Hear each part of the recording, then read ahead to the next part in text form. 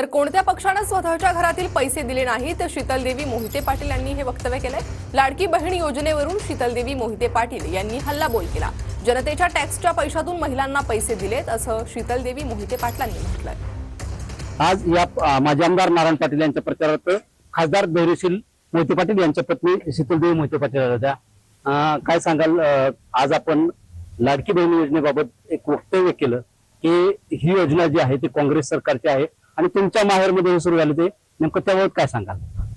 मी आता या ठिकाणी तेच सगळ्यांना सांगितलं की 7,500 हे बहिणींच्या खात्यामध्ये टाकले म्हणजे हे काय आपल्या घरचे पैसे नाही। आज आपण ऍड्सच्या माध्यमातून पाहताय की बातम्या बघत असताना कंटिन्यू ऍड्स पॉप होतात आणि त्याच्यामध्ये सांगितलं जातं की हे जे पैसे आहेत ते अमुक एका पक्षाने दिलेत, अमुक उपमुख्यमंत्र्यांनी दिलेत, कुणाच्या घरचे पैसे असल्यासारखं आज तिथं हे चालू आहे।